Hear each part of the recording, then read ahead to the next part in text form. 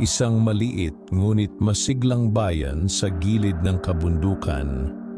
Halos lahat ng tao ay magkakakilala. Hindi man mayaman ang karamihan, kilala naman ang lugar sa pagiging tahimik at payapa. Sa umaga pa lamang ay maririnig na ang mahinang ingay ng mga nagtitinda sa palengke, mga batang naglalakad papasok sa paaralan, at mga tricycle na dumaraan sa makikitid na kalsada. Isa sa mga pinakakilala sa bayan ay si Mateo Ramirez. 38 taong gulang si Mateo, payat ngunit matipuno dahil sa araw-araw na pamamasada ng tricycle. Maitim ang kaniyang balat dahil sa init ng araw at malalim ang mga mata na tila maraming pinagdaanan sa buhay. Tahimik lamang siya kung kumilos, ngunit magalang sa lahat ng taong nakakasalamuha. Tuwing madaling araw, bago pa sumikat ang araw, bumabangon na si Mateo upang ihanda ang kaniyang lumang berdeng tricycle. Kahit kupas na ang pintura nito at may mga kalawang nasa gilid, maingat niya itong nililinis araw-araw. Para kay Mateo, hindi lamang iyon sasakyan, kundi kabuhayang bumubuhay sa kaniyang pamilya. Nakatira siya sa isang maliit na bahay, kasama ang kaniyang asawang si Lina at kanilang 2 anak na sina Noel at Marites. Hindi man marangya ang kanilang buhay, pinipilit ni Mateo na maging sapat ang kinikita upang makapag-aral ng maayos ang kaniyang mga anak. Mag-iingat ka, palaging paalala ni Lina tuwing aalis siya ng bahay. Oo naman, sagot ni Mateo habang ngumingiti. Sa kabila ng hirap ng buhay, hindi nawawala ang kabaitan ni Mateo. Kilala siya sa terminal bilang driver na hindi nanlalamang ng pasahero. Kung minsan pa nga, libre niyang isinasakay ang matatanda o mga walang pambayad. Mateo, lugi ka niyan, minsang sabi ng kapwa driver niyang si Berting habang umiinom sila ng kape sa terminal. Ngumiti lamang si Mateo. Mas mahirap iyong wala silang makain pag-uwi. Umiling si Berting. Ikaw talaga, kaya hindi kayo mayaman. Hindi sumagot si Mateo. Sanay na siyang makarinig ng ganoong salita. Para sa kanya, hindi na susukat sa pera ang tunay na yaman ng tao.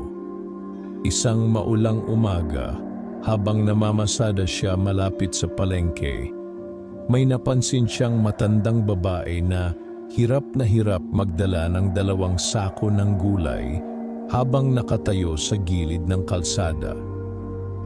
Basa na ito ng ulan at nanginginig sa lamig. Agad niyang itinabi ang tricycle. "Nay, saan po kayo pupunta?" tanong niya. "Sa may barangay Maligaya pa sana, iho," mahinang sagot ng matanda. "Kaso kulang ang pera ko."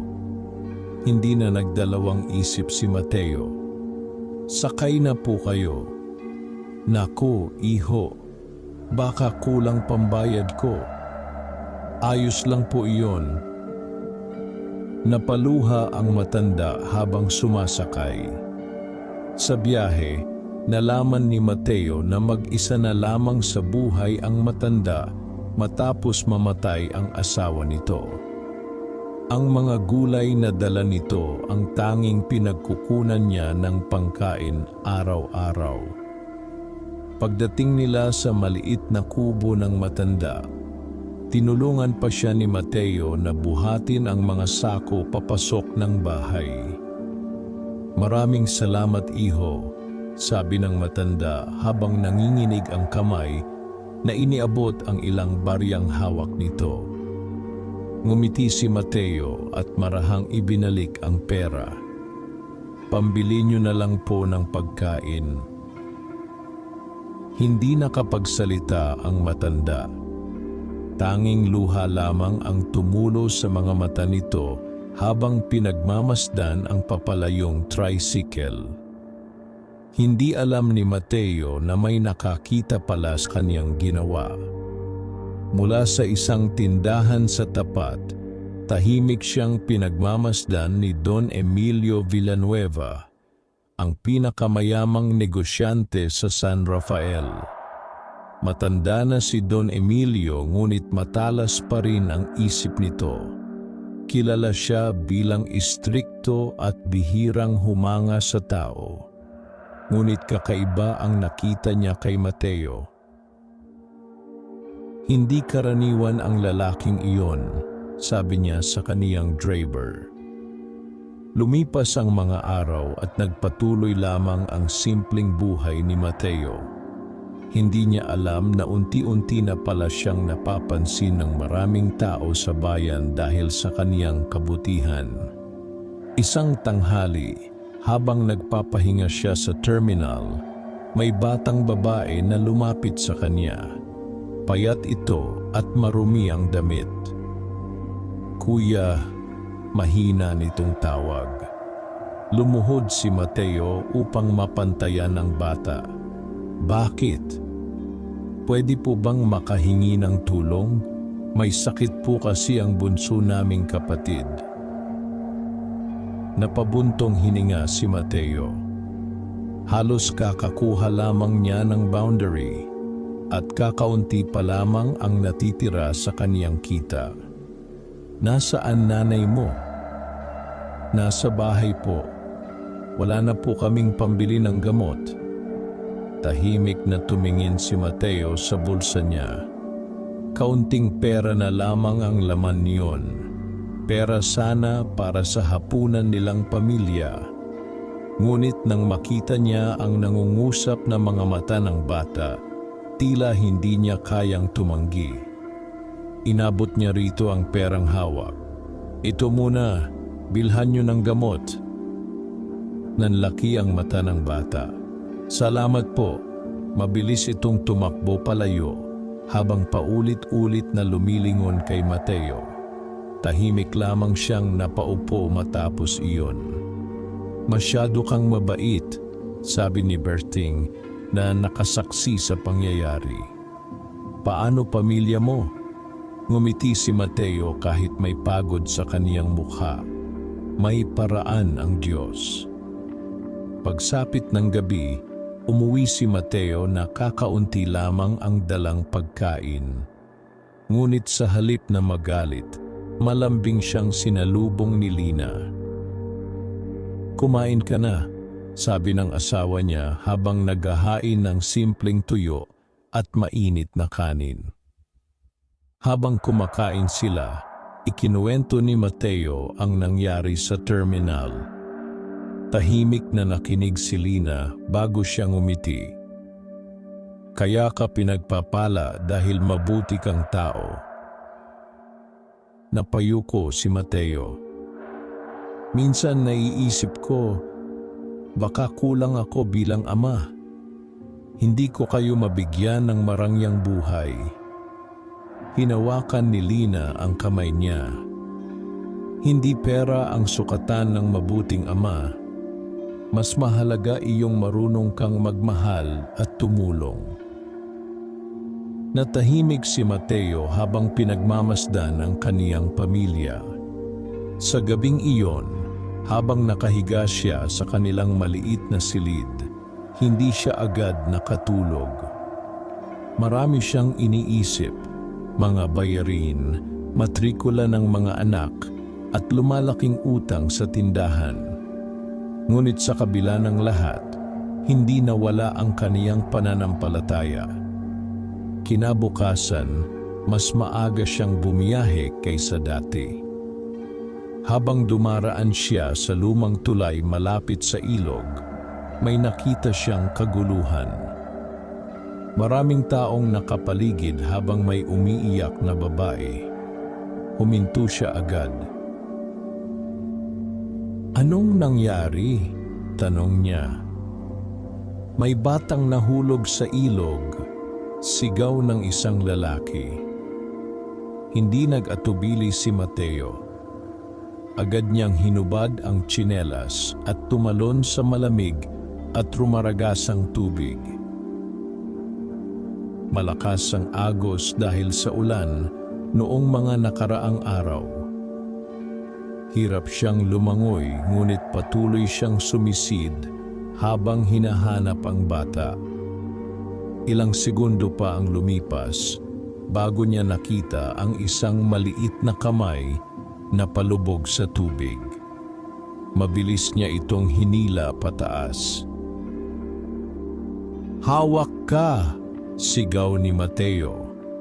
Halos mawalan siya ng lakas sa lakas ng agos, ngunit pinilit niyang makabalik sa pampang habang buhat ang bata. Nang makarating sila sa gilid ng ilog, agad lumapit ang mga tao. "Buhay pa!" sigaw ng babae habang yakap-yakap ang anak. Umuubo ang bata ngunit ligtas na. Basang-basa at hinihingal si Mateo habang nakaupo sa lupa. "Maraming salamat!" Umiiyak na sabi ng ina ng bata. Ngunit bago pa siya makasagot, biglang may humintong itim na sasakyan sa tabi nila. Bumaba roon si Don Emilio. Tahimik nitong pinagmasdan si Mateo bago nagsalita. "Ikaw pala ang driver na iyon." Nagtaka si Mateo. "Po." Lumapit si Don Emilio at iniabot ang puting panyo upang punasan niya ang muka. Matagal na kitang inoobserbahan. Nagkatinginan ang mga tao sa paligid.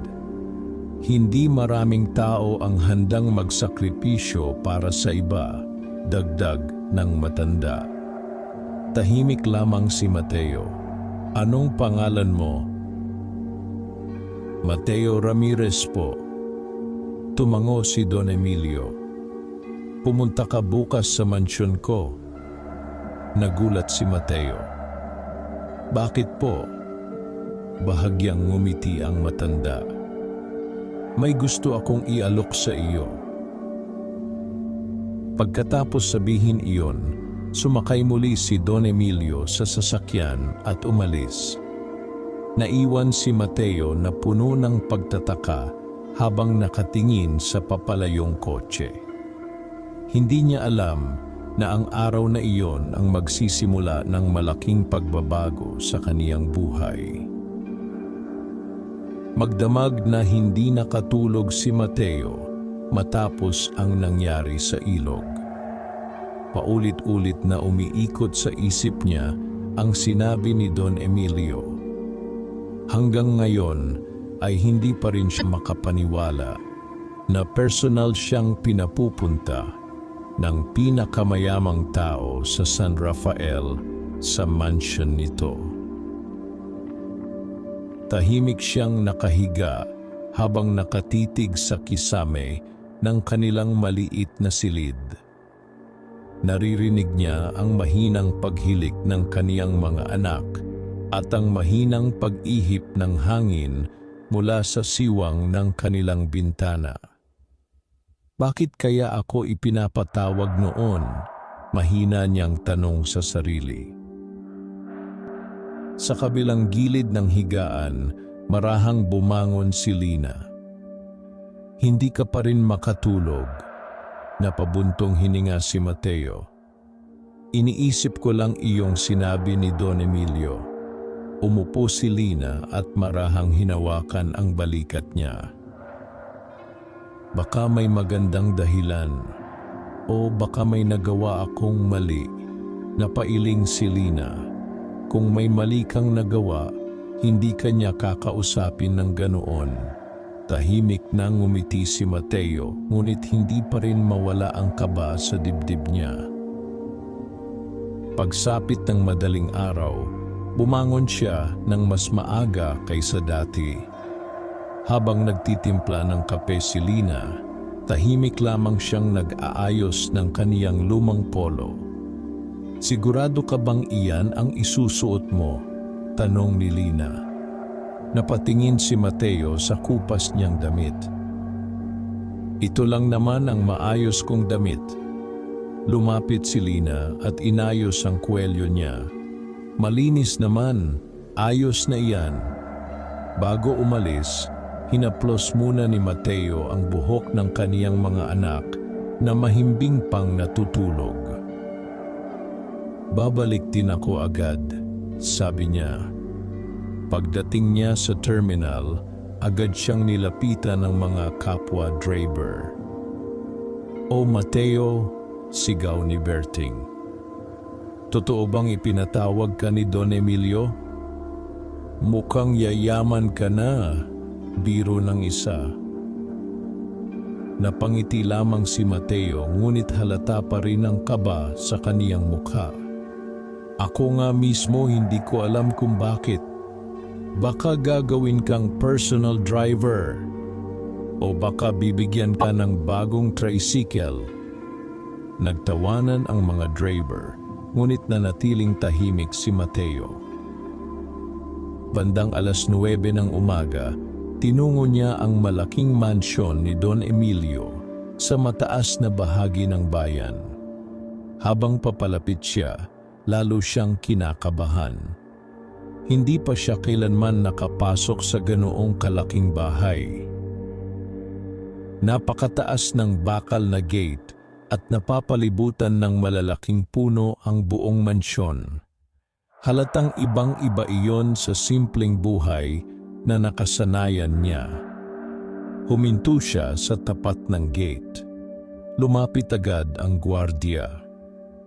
"Sino kayo?" "Ako po si Mateo Ramirez.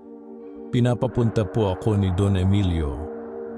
Agad nagbago ang mukha ng gwardiya. "Ah, kayo pala. Sandali lang." Makalipas ang ilang minuto, bumukas ang gate at pinapasok siya. Habang naglalakad siya sa malawak na bakuran, hindi niya maiwasang mamangha. May malaking fountain sa gitna, malinis na hardin, at mga mamahaling sasakyang nakaparada sa garahe. Pakiramdam niya ay napakaliit niya sa lugar na iyon. Pagdating niya sa pintuan ng mansion, sinalubong siya ng isang katulong. "Sumunod po kayo." Tahimik siyang sumunod hanggang makarating sila sa isang malawak na sala. Naroon si Don Emilio, nakaupo sa malaking silya habang umiinom ng tsa. "Lumapit ka, Mateo," sabi ng matanda. Agad yumuko si Mateo bilang paggalang. "Magandang umaga po." "Umupo ka." Nahihiyang umupo si Mateo sa dulo ng sofa. Tahimik muna siyang pinagmasdan ni Don Emilio bago nagsalita. "Ilang taon ka nang namamasada?" 16 na taon na po." "At sa loob ng 16 na taon, hindi ka pa rin yumayaman?" Bahagyang napangiti si Mateo. "Hindi po siguro talaga para sa akin ang yumaman." Napailing si Don Emilio. "Maling pag-iisip iyan." Tahimik lamang si Mateo.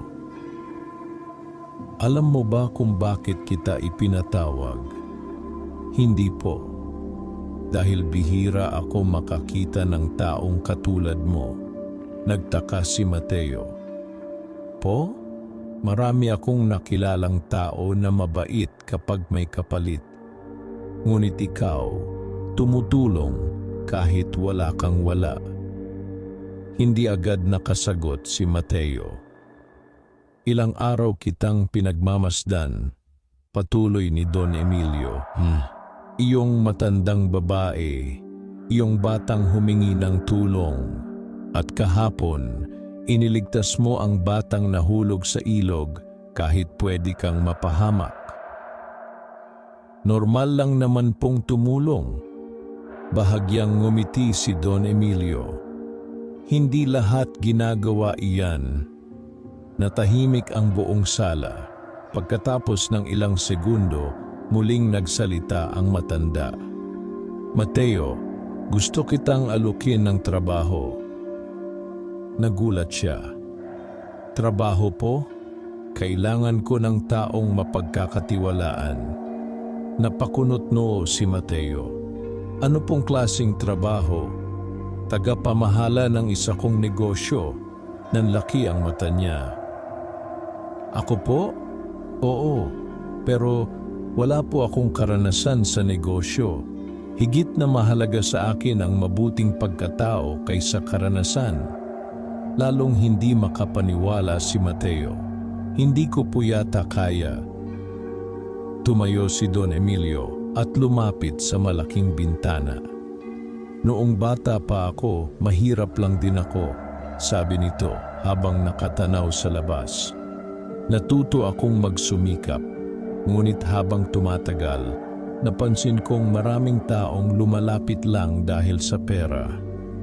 Tahimik na nakikinig si Mateo. Kaya noong makita kita, naalala ko kung sino ako noon. Napayuko si Mateo. Ano pong negosyo ang ipapamahala ninyo? May maliit akong terminal ng mga tricycle at jeep sa kabilang bayan. Marami roong abusadong naniningil at nanlalamang sa mga driver. Gusto kong may magpatakbo roon na may malasakit. Hindi agad nakapagsalita si Mateo. Malaking bagay ang alok na iyon. Ngunit kasabay ng pag-asa ay ang takot.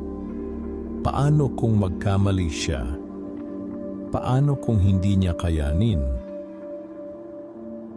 Ayaw kong masayang ang tiwala ninyo, mahinang sabi niya. Ang taong may mabuting puso ay kayang matuto. Sagot ni Don Emilio. Tahimik na yumuko si Mateo. Pag-isipan mo muna, hindi kita pipilitin. Tumango siya. Maraming salamat po. Bago siya umalis, pinigilan muna siya ni Don Emilio. Mateo, po, huwag mong baguhin ang kabutihang nasa puso mo. Iyan ang bagay na pinakamahirap hanapin sa panahon ngayon. Tahimik na tumango si Mateo bago tuluyang lumabas ng mansyon. Habang naglalakad siya palabas ng gate, magulo pa rin ang isip niya. Hindi niya inaasahan ang ganoong klaseng alok. Pagdating niya sa terminal, agad siyang pinalibutan ng mga driver. O ano sabi? Yayaman ka na ba? Totoo bang bibigyan ka ng sasakyan? Ngunit hindi agad nakasagot si Mateo. Trabaho raw, mahinang sabi niya. Ano? Papamahalain daw ako ng negosyo. Natahimik ang mga driver.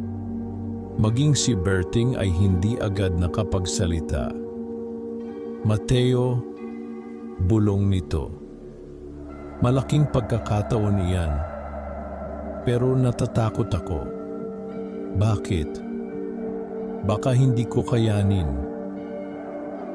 Biglang natawa si Berting.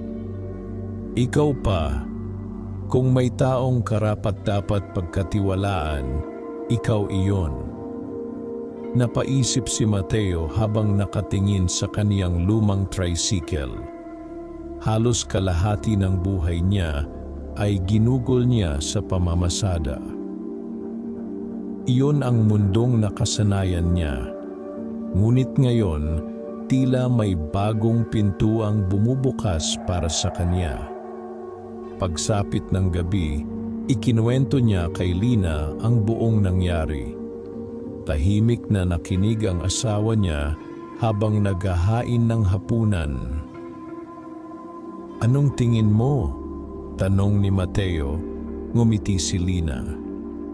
Matagal ko nang hinihintay na may makakita ng kabutihan mo, pero natatakot ako. Natural lang iyon. Paano kung bumagsak ako? Umupo si Lina sa tabi niya. Mas nakakatakot iyong habang buhay mong pagsisisihan na hindi mo sinubukan. Napatingin si Mateo sa kaniyang pamilya. Sa unang pagkakataon matapos ang maraming taon, may maliit na pag-asang sumilip sa puso niya. Pag-asa na baka isang araw ay hindi na kailangang magtiis ng kaniyang mga anak. Pag-asa na baka mabigyan niya ng mas maayos na buhay ang pamilya niya.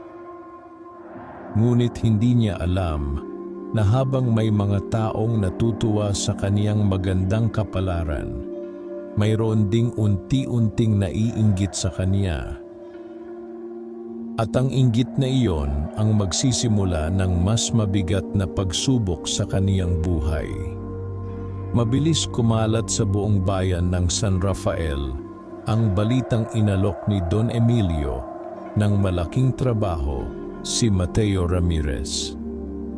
Mula sa palengke hanggang sa terminal ng mga tricycle, iyon ang pinag-uusapan ng mga tao. Marami ang natuwa para kay Mateo dahil kilala siya bilang mabuting tao. Ngunit hindi rin nawala ang mga taong naiinggit at hindi makapaniwala kung bakit isang simpleng tricycle driver ang napili ng mayamang negosyante. Sa terminal, habang nagpapahinga ang mga driver isang umaga, naroon si Arturo, isa sa pinakamatagal ng driver sa lugar.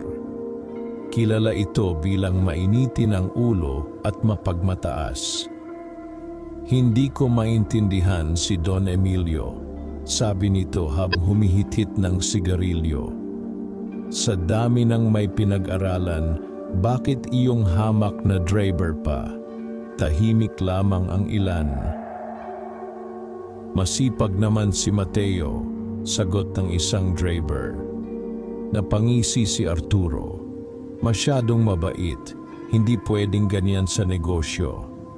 Hindi na lamang nagsalita ang iba upang maiwasan ang gulo.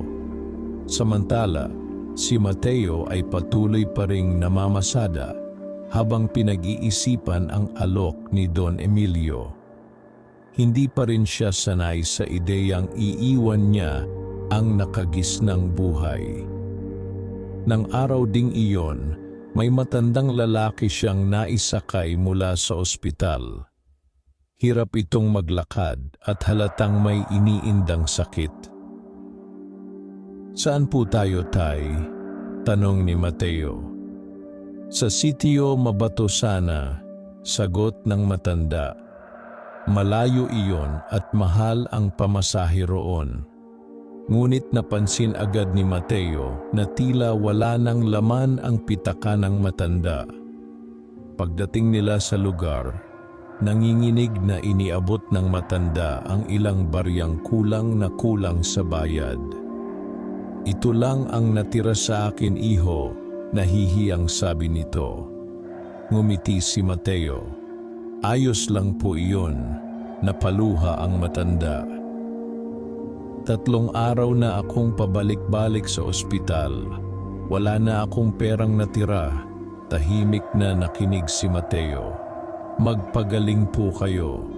Bago umalis, inabot pa niya ang kaunting perang nasa bulsa niya. Pambili niyo po ng pagkain.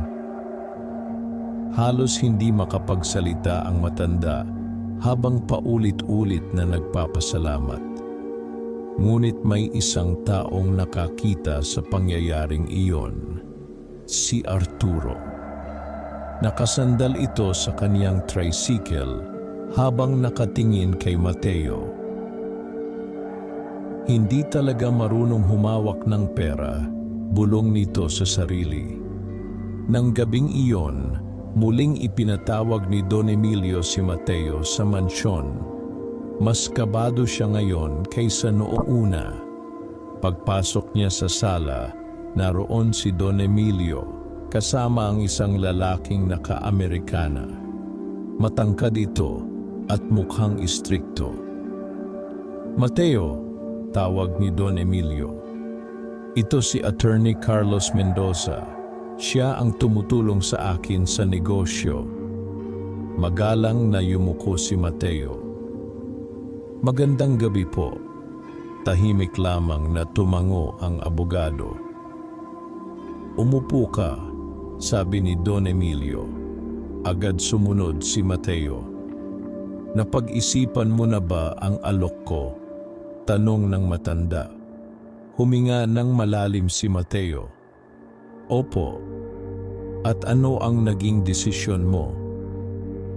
Sandaling natahimik si Mateo bago sumagot. "Susubukan ko po." Bahagyang ngumiti si Don Emilio. "Mabuti." Ngunit si Attorney Carlos ay tila hindi kumbinsido. "Don Emilio," seryoso nitong sabi, "sigurado po ba kayo rito?" Napatingin si Mateo. "Bakit?" tanong ni Don Emilio. Hindi po sapat ang kabaitan para magpatakbo ng negosyo. Naramdaman ni Mateo ang hiya. "Attorney," kalmadong sagot ni Don Emilio, "mas madaling turuan ang mabuting tao kaysa baguhin ang masamang ugali." Hindi na kumibo ang abogado.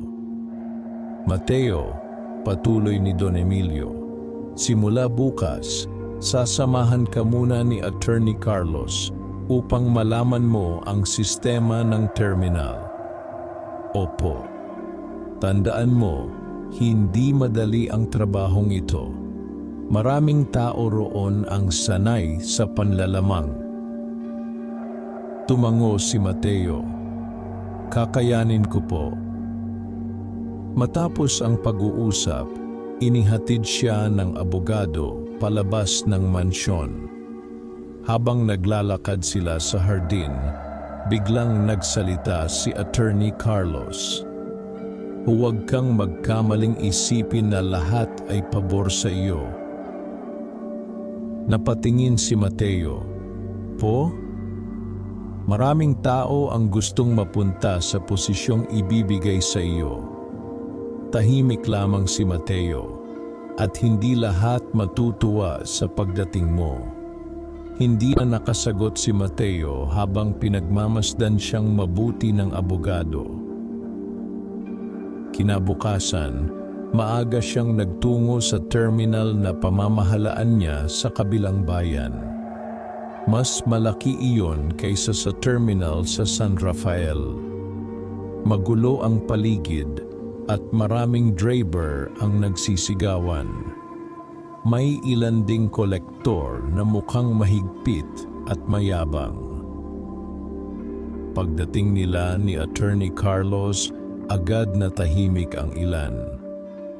"Ito si Mateo Ramirez," sabi ng abogado. "Siya na ang bagong mamamahala rito." Nagtinginan ang mga driver. May ilang mukhang natuwa, ngunit marami ang tila nagdududa. Mula sa likod, lumapit ang isang malaking lalaki na may makapal na bigote. "Ako si Romy," sabi nito. "Ako ang dating namamahala rito." Napansin agad ni Mateo ang malamig nitong tingin. "Magandang umaga," magalang niyang bati. Hindi ngumiti si Romy. "Tricycle driver ka lang, hindi ba?" Bahagyang natigilan si Mateo. "Opo." "At ngayon, ikaw na ang boss namin?" Tahimik ang paligid. Ramdam ni Mateo ang tensyon, ngunit pinili niyang manatiling kalmado. "Nandito ako para ayusin ang sistema."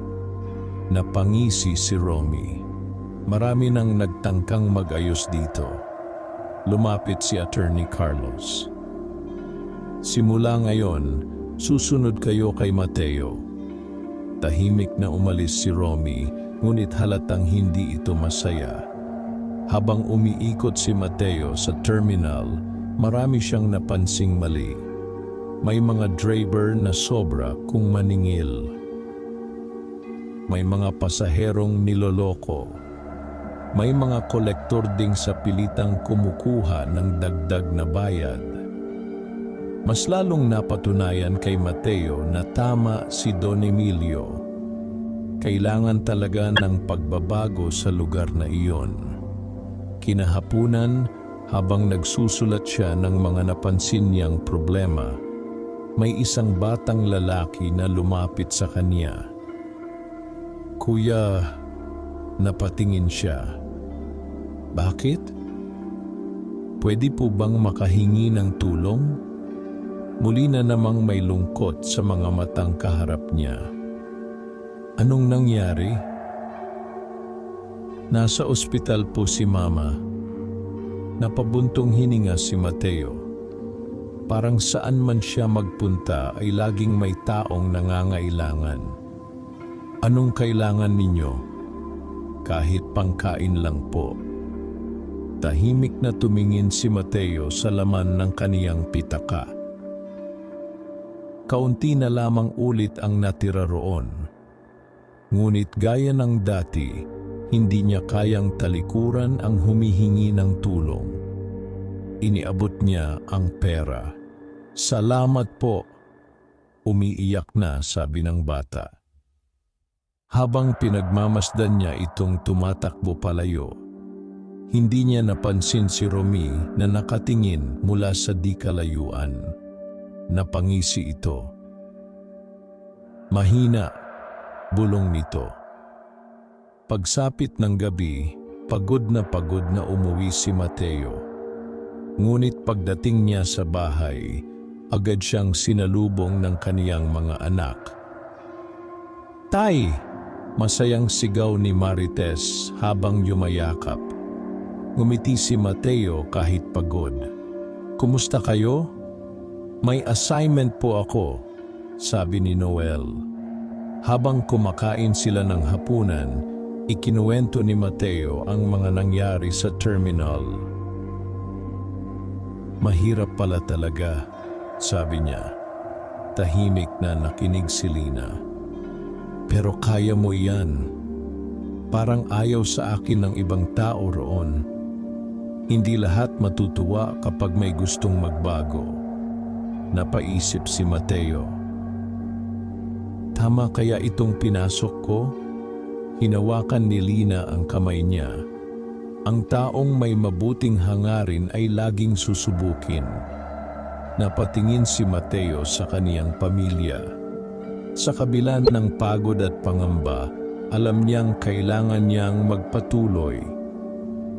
Hindi lamang para sa sarili niya, kundi para rin sa mga taong umaasang may magbabago sa terminal na iyon. Ngunit hindi niya alam na habang unti-unti niyang inaayos ang sistema, may mga taong lihim nang nagpaplanong pabagsakin siya. At isa roon si Romy. Lumipas ang mga araw at unti-unting nasanay si Mateo sa bagong trabaho bilang tagapamahala ng terminal sa kabilang bayan. Hindi naging madali ang lahat para sa kaniya. Sa bawat araw na dumaraan, mas lalo niyang nakikita ang totoong kalagayan ng lugar. Magulo ang sistema. May mga driver na sobra kung maningil ng pasahe. May ilan namang nagsisingit kahit hindi nila oras. Ang pinakamasama, may mga kolektor na lihim na kumukuha ng dagdag na bayad mula sa mahihirap na driver. Hindi iyon nagustuhan ni Mateo. Kaya kahit bagong salta pa lamang siya, sinimulan niyang ayusin ang mga patakaran. Naglagay siya ng malinaw na listahan ng tamang pasahe. Pinagbawal niya ang sapilitang paniningil ng dagdag na bayad. Pinakiusapan din niya ang mga driver na maging maayos sa pakikitungo sa mga pasahero. May ilang natuwa sa kanya, ngunit marami rin ang hindi nasiyahan. At isa sa mga iyon ay si Romy. Matagal nang hawak ni Romy ang ilang iligal na gawain sa terminal. Kumikita siya ng malaki sa mga sobrang singil at lihim na koleksyon. Kaya simula nang dumating si Mateo, pakiramdam niya ay unti-unting nawawala ang kapangyarihan niya. Isang gabi, habang nakaupo si Romy sa maliit na inuman kasama ang ilan niyang tauhan, mabigat ang mukha nito. "Masyadong pakialamero iyang si Mateo," sabi niya habang umiinom. "Anong plano mo?" tanong ng isa. Mahigpit na napahawak si Romy sa baso. "Kapag nagtagal pa iyon dito, mawawala lahat sa atin." Tahimik ang mga kasama niya. Kailangan matanggal siya. Samantala, walang kamalay-malay si Mateo sa mga balak laban sa kanya. Kinabukasan, maaga siyang nagtungo sa terminal upang tingnan ang takbo ng pasada. Habang nagsusulat siya sa maliit niyang opisina, may kumatok sa pintuan. "Pasok," sabi niya. Pumasok ang isang payat na driver na mukhang problemado. "Boss Mateo," mahina nitong sabi. Agad tumayo si Mateo. "Anong problema?" "Nawawala po iyong boundary ko." Napakunot noo siya. "Magkano?" "3,000 po." Nanlumo si Mateo. Malaking halaga iyon para sa isang driver. "Baka nahulog mo lang," umiling ang lalaki. "Kanina pa po ako naghahanap." Tahimik na nag-isip si Mateo. "Kailan mo huling nakita?" "Noong nandito po ako sa terminal." Biglang may nagsalita mula sa labas. "Baka may kumuha." Paglingon nila, nakita nila si Romy na nakasandal sa pintuan. "Maraming magnanakaw dito," dagdag nito habang nakangisi. Hindi kumibo si Mateo, ngunit may kakaiba siyang naramdaman sa tono ni Romy. Makalipas ang ilang minuto, biglang nagkagulo sa labas. "May nawawalang pera. Hanapin ninyo." Lumabas agad si Mateo upang tingnan ang nangyayari. Naroon ang ilang driver na naghahalongkat ng gamit. "Anong nangyari?" tanong niya. "Nawawala raw ang kita ni Danny," sagot ng isang collector. Napatingin si Mateo kay Danny, ang driver na unang lumapit sa kanya. Mukhang halos maiiyak na ito. "Hindi po pwedeng mawala iyon. Pambayad ko po iyon sa ospital ng anak ko." Natahimik si Mateo. Habang iniisip niya ang gagawin, biglang nagsalita si Romy. "Baka dapat lahat tayo kapkapan." Nagkatinginan ang mga tao. "Anong ibig mong sabihin?" tanong ni Mateo. "Para patas. Malay mo, nasa isa sa atin." Tahimik na napatingin ang mga tao sa isa't isa. Maya-maya, isang lalaki ang sumigaw. "Bakit hindi si Mateo ang unahin?" Nagulat si Mateo. "Bakit ako?" "Siya ang bagong salta rito," sagot ng isa pa. Unti-unting nagbulungan ang mga tao. Napansin ni Mateo ang bahagyang ngiti ni Romy. Doon niya unang naramdaman na may mali. Ngunit upang maiwasan ang gulo, huminga siya ng malalim. "Sige," sabi niya, kung iyan ang gusto ninyo. Tahimik na hinalughog ng isang driver ang bag niya. Ilang segundo lang ang lumipas ay bigla itong napahinto. May pera rito. Nanlaki ang mata ng lahat. Dahan-dahang inilabas ng lalaki ang isang makapal na sobre ng pera mula sa bag ni Mateo. Nabigla siya. Hindi akin yan. Ngunit agad nag-ingay ang paligid. Naku! Siya pala! Kaya pala! Namutla si Mateo habang nakatingin sa perang hawak ng lalaki. Hindi niya alam kung paano iyon napunta sa bag niya. Lumapit si Romy habang kunwaring seryoso ang mukha. Boss Mateo, sabi nito. Anong masasabi mo? Hindi ko alam kung paano napunta iyan dyan, mabilis na sagot ni Mateo. Ngunit halatang nagdududa na ang ilan. Ninakaw mo ba? Tanong ng isang driver. Hindi, sagot niya. Ngunit lalo lamang lumakas ang bulungan. Hindi ko gagawin yan. Biglang lumapit si Danny. Iyon po ang sobre ko. Napapikit si Mateo. Pakiramdam niya ay unti-unting gumuho ang tiwala ng mga tao sa kanya. Maya-maya, dumating si Attorney Carlos matapos matawagan ng isa sa mga tauhan.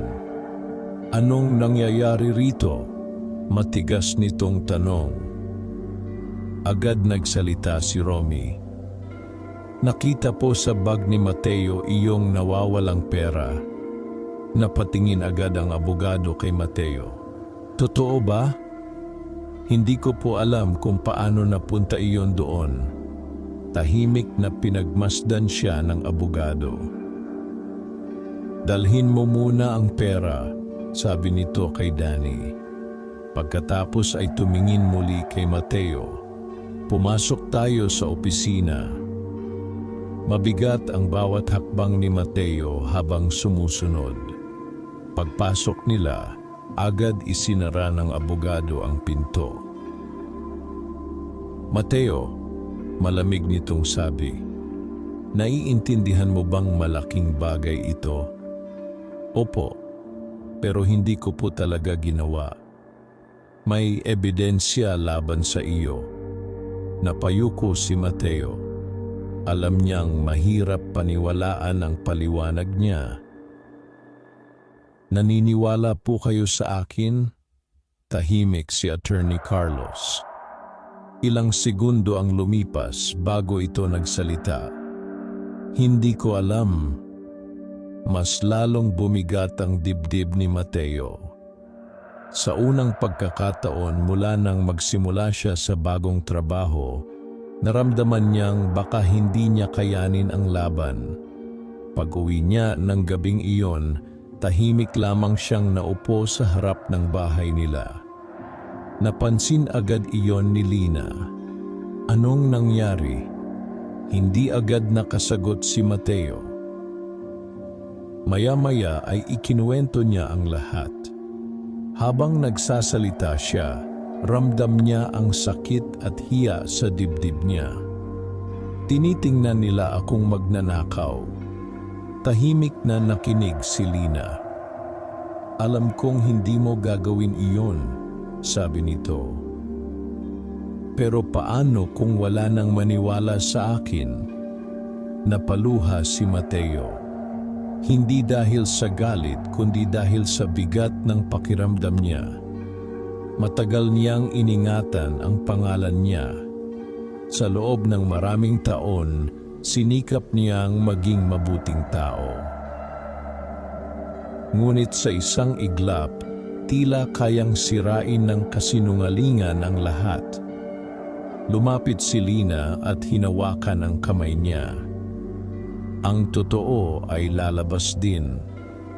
Napapikit si Mateo. Gusto niyang maniwala roon. Ngunit sa kabilang bahagi ng bayan, Tahimik na nakangiti si Romy habang umiinom sa madilim na sulok ng isang tindahan.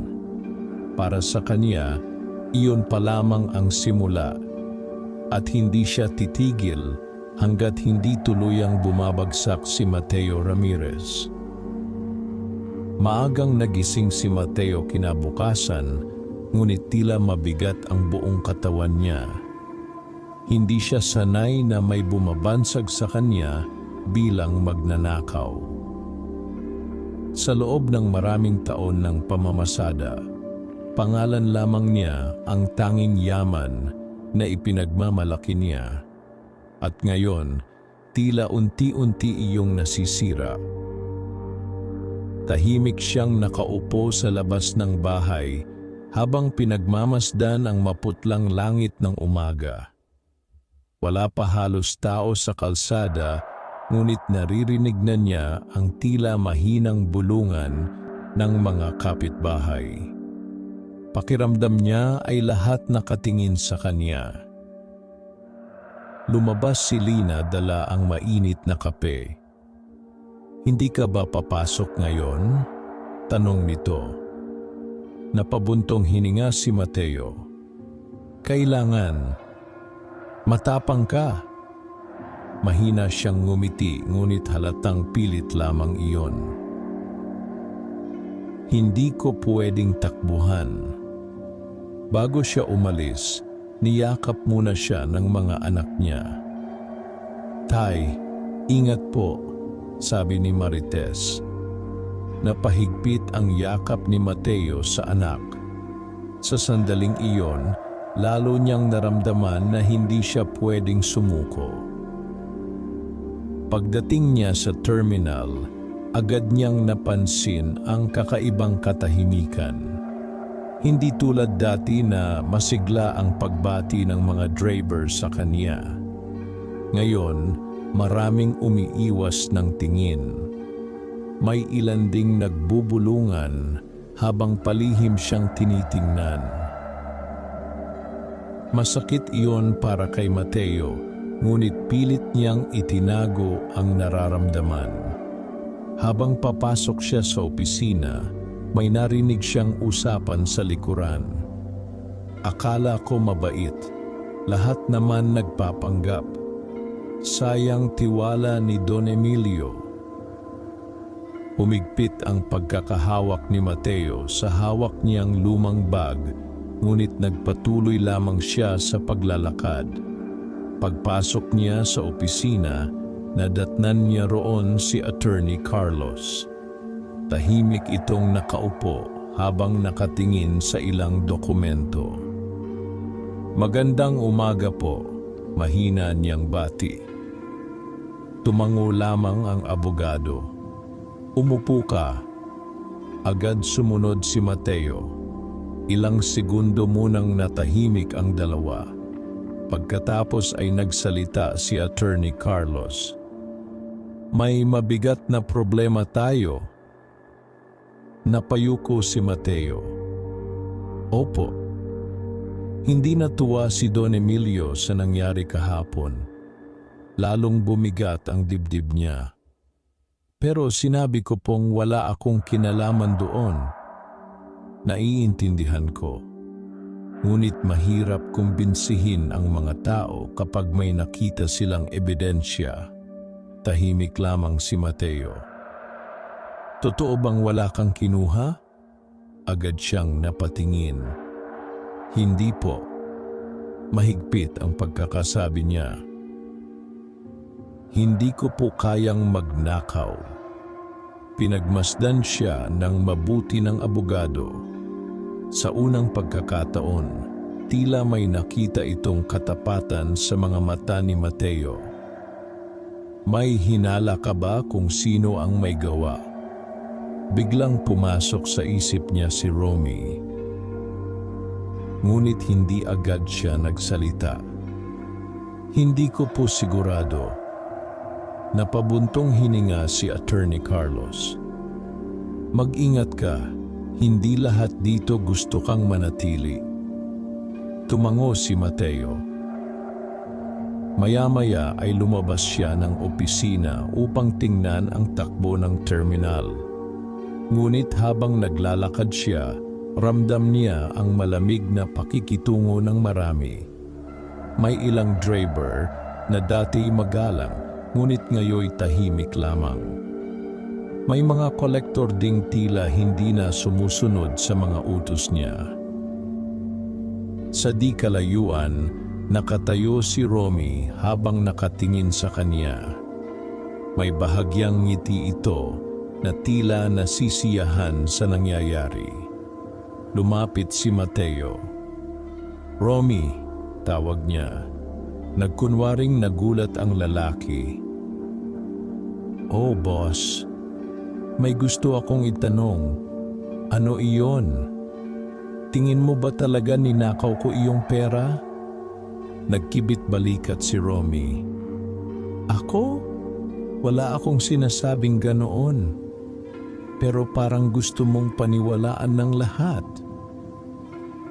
Napangisi ito. "Hindi ko kasalanan kung iyon ang nakita nila." Mahigpit na napakuyom ang kamao ni Mateo, ngunit pinili niyang magpigil. "Ayaw ko ng gulo." "Ako rin." Saglit silang nagtitigan bago tumalikod si Romy. Habang pinagmamasdan siya ni Mateo, lalo lamang tumitibay ang kutob niya na may kinalaman ito sa nangyari. Ngunit wala siyang patunay. Pagsapit ng tanghali, isang matandang babae ang dumating sa terminal. Hirap itong maglakad habang may dalang basket ng saging. "Apo," tawag nito kay Mateo. Agad siyang lumapit. "Bakit po? Pwede mo ba akong ihatid sa bayan? Wala kasi akong sapat na pera." Napatingin ang ilang driver sa kanila. Ramdam ni Mateo ang mga matang nakamasid. Ngunit gaya ng dati, hindi niya kayang tumanggi. "Sige po." Habang nasa biyahe sila, napansin ng matanda ang lungkot sa mukha niya. "May problema ka ba, iho?" Tahimik muna si Mateo bago sumagot. "May mga taong nag-aakalang masama ako." Ngumiti ang matanda. "Ang mabuting tao sinusubok talaga." Napatingin siya rito. "Paano po ninyo nasabi?" "Kasi ang totoong kabutihan lumalabas kahit gaano karaming kasinungalingan ang ibato rito." Natahimik si Mateo. Pagdating nila sa bayan, muli na namang sinubukan ng matanda na magbayad, ngunit tumanggi siya. "Maraming salamat," sabi ng matanda bago bumaba. Habang pinagmamasdan niya itong naglalakad palayo, may kakaibang gaan siyang naramdaman. Parang kahit papaano, may nagpapaalala sa kanya na huwag magbago. Ngunit pagbalik niya sa terminal, muling bumigat ang lahat. May dalawang lalaki mula sa opisina ni Don Emilio na naghihintay sa kanya. "Mateo Ramirez?" tanong ng isa. "Opo." "Kailangan ka raw makausap ni Don Emilio ngayon din." Kinabahan siya. Tahimik siyang sumama sa mga lalaki patungo sa mansyon. Habang nasa biyahe, hindi mapakali ang isip niya. Iniisip niya kung tatanggalin na ba siya ni Don Emilio. Pagdating nila sa mansyon, agad siyang pinapasok sa opisina ng matanda. Tahimik na nakaupo roon si Don Emilio habang nakatanaw sa bintana. "Mateo," sabi nito nang hindi lumilingon. "Po? May tiwala ka pa ba sa sarili mo?" Nagulat siya sa tanong. "Opo." Dahan-dahang humarap si Don Emilio. "Magandang sagot. Lumapit ito at umupo sa tapat niya. Maraming tao ang nagsasabi sa akin na nagkamali raw ako sa pagpili sa iyo. Napayuko si Mateo. Pasensya na po. Hindi ako humihingi ng pasensya. Napatingin siya. Tinitingnan kita dahil gusto kong malaman kung anong klaseng tao ka kapag sinusubok. Tahimik lamang si Mateo. Sabihin mo sa akin ang totoo. Hindi ko po kinuha iyong pera. Matagal siyang tinitigan ni Don Emilio. Pagkatapos ay bahagya itong ngumiti. Naniniwala ako sa iyo. Nanlaki ang mata ni Mateo. Po? Hindi ko maipaliwanag, pero nakikita ko kapag nagsisinungaling ang tao. Halos mapaluha si Mateo sa narinig. Salamat po. Pero tandaan mo, seryosong sabi ng matanda, hindi sapat ang pagiging mabait. Kailangan mo ring matutong lumaban. Natahimik siya. May mga taong sisira sa iyo para protektahan ang sarili nilang kasakiman. Unti-unting tumigas ang loob ni Mateo habang nakikinig. Hindi ko hahayaang mawalan ng saysay ang tiwala ninyo. Tumango si Don Emilio. Patunayan mo. Paglabas ni Mateo sa mansyon, mas mabigat pa rin ang problema, ngunit mas malinaw na ang isip niya. Sa unang pagkakataon mula nang magsimula ang gulo, may isang taong naniwala sa kanya. At sapat na iyon upang ipagpatuloy niya ang laban. Ngunit sa kabilang banda, hindi natuwa si Romy nang mabalitaang hindi siya tinanggal ni Don Emilio. At habang lumalalim ang gabi, mas lalo niyang pinag-iisipan kung paano tuluyang wawasakin si Mateo Ramirez. Mas naging mahirap ang mga sumunod na araw para kay Mateo. Kahit naniwala si Don Emilio sa kanya, hindi pa rin nawawala ang pagdududa ng ibang tao sa terminal. May ilan pa ring palihim na nagbubulungan kapag dumaraan siya. Ngunit sa halip na panghinaan ng loob, lalo siyang naging determinado na patunayan ang katapatan niya. Maaga siyang pumapasok at huling umuuwi. Isa-isa niyang inayos ang mga reklamo ng mga driver at pasahero. Sinigurado niyang patas ang pila ng pasada at tama ang paniningil ng pasahe.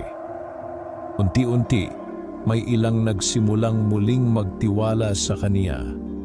Ngunit hindi pa rin nawawala ang malamig na tingin ni Romy sa tuwing nagkakasalubong sila. Isang maulan na hapon, habang nagsusulat si Mateo sa opisina, may biglang kumatok sa pintuan. "Pasok," sabi niya. Dahan-dahang bumukas ang pinto at isang payat na babae ang pumasok.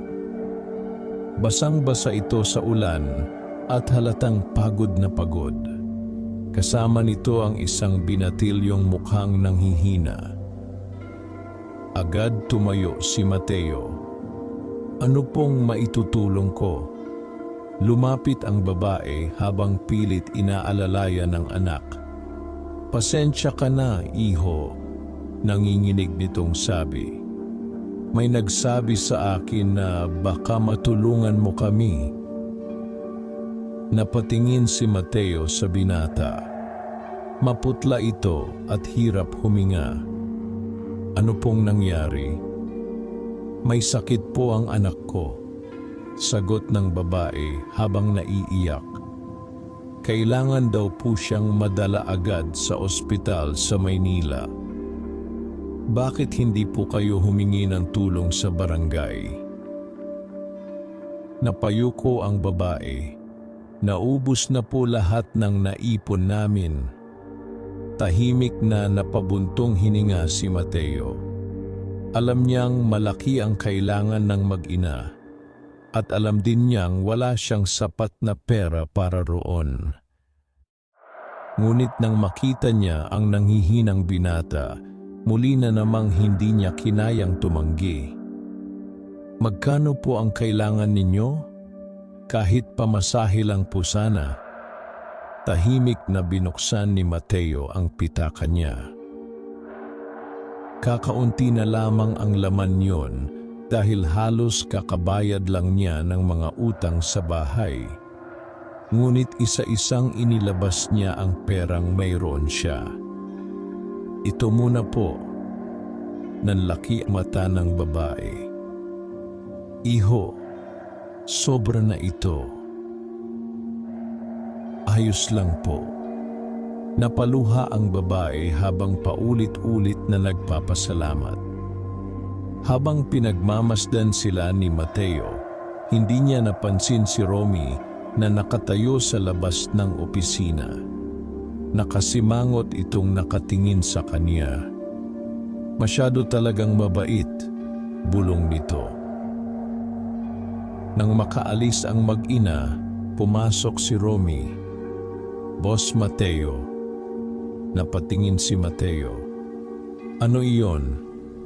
Alam mo bang hindi negosyo ang ginagawa mo? Napakunot noo siya. Anong ibig mong sabihin? Tulong ka ng tulong. Akala mo ba mapapakain niyan pamilya mo? Tahimik si Mateo. Hindi lahat dapat tinutulungan. Kailangan nila. Lahat naman may problema. Naramdaman ni Mateo ang pangungutya sa boses ni Romy. Kung may kakayahan akong tumulong, bakit hindi? Napailing si Romy. Ganyan ka kaya mahina. Tumalikod na ito at lumabas ng opisina. Ngunit habang pinagmamasdan siya ni Mateo, mas lalo niyang naramdaman na may lalong lumalalim na galit ang lalaki laban sa kanya. Pagsapit ng gabi, umuwi si Mateo na halos walang natirang pera. Tahimik lamang siyang naglalakad pa uwi habang iniisip kung paano nila pagkakasyahin ang natitirang pagkain sa bahay. Pagdating niya, nadatnan niya si Lina na nagsasaing. Napansin agad nito ang lungkot sa mukha niya. May problema? Umupo si Mateo at marahang tumango. May batang may sakit kanina. Tahimik na nakinig si Lina habang ikinukwento niya ang nangyari. At ibinigay mo na naman halos lahat ng pera mo, sabi nito. Napayuko si Mateo. Pasensya na. Ngunit ngumiti lamang si Lina. Hindi ako galit. Napatingin siya rito. Hindi ka napapagod sa ginagawa ko? Napapagod ako sa hirap ng buhay, sagot ni Lina. Pero hindi ako mapapagod suportahan ka. Halos mapaluha si Mateo. Sa kabila ng lahat ng problema, si Lina pa rin ang nagsisilbing lakas niya. Habang kumakain sila ng simpleng hapunan, nagsalita si Noel. Tay, sabi po ng teacher ko, bayani raw ang mga taong tumutulong sa iba. Napangiti si Mateo. Hindi ako bayani. Oo kaya, sagot ni Marites. Ikaw po ang pinakamabait na tatay. Tahimik na yumuko si Mateo upang itago ang pamumuo ng luha sa kaniyang mga mata. Kinabukasan, maaga siyang bumalik sa terminal. Ngunit pagdating pa lamang niya, napansin na agad niyang may kakaiba. Nagkakagulo ang mga driver. May ilang nagsisigawan habang may mga pasaherong nagrereklamo. Anong nangyayari? Sigaw ni Mateo. Lumapit ang isang kolektor. "Boss, may nawawalang kita kagabi." Biglang bumigat ang pakiramdam niya. "Magkano?" "Mahigit 10,000. Nanlaki ang mata ni Mateo. Malaking pera iyon. Biglang sumulpot si Romy mula sa likuran. "Naku," sabi nito habang nakatingin kay Mateo. "Parang nauulit na naman." Agad na napatingin sa kanya ang mga tao. Muling bumalik ang mga bulungan. Baka siya na naman. Siya kasi may hawak ng opisina. Naramdaman ni Mateo ang mabilis na tibok ng puso niya. "Hindi ako kumuha niyan," mariin niyang sabi. Ngunit tila mas mabilis kumalat ang pagdududa kaysa katotohanan. Maya-maya, dumating si Attorney Carlos. Galit ang mukha nito. "Mateo," malamig nitong sabi, "kailangan nating mag-usap." Tahimik siyang sumunod papasok sa opisina. Pagkasara ng pinto, agad nagsalita ang abogado. "Hindi na maganda ito. Wala po akong kinalaman. Pero 2 beses nang may nawawalang pera habang ikaw ang namamahala." Napahawak si Mateo sa noo niya. Pakiramdam niya ay unti-unti siyang nasasakal sa mga paratang. "May naninira sa akin. May pangalan ka ba?" Biglang pumasok muli sa isip niya si Romy. Ngunit muli, wala siyang patunay. Tahimik siyang napaupo. "Hindi ko po alam kung paano ko mapapatunayan." Napabuntong hininga si Attorney Carlos.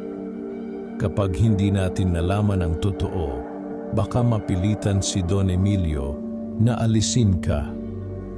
Parang sinuntok ang dibdib ni Mateo sa narinig. Hindi dahil sa mawawala ang trabaho niya, kundi dahil masisira ang tiwalang ibinigay sa kanya. At sa labas ng opisina, tahimik na nakangiti si Romy habang nakikinig sa usapan. Para sa kanya, unti-unti nang bumabagsak si Mateo Ramirez. At handa siyang gawin ang lahat upang tiyaking hindi na ito muling makabangon. Mabigat ang pakiramdam ni Mateo habang pauwi siya ng gabing iyon. Habang umaandar ang kaniyang lumang tricycle sa madilim na kalsada, paulit-ulit na umiikot sa isip niya ang sinabi ni Attorney Carlos.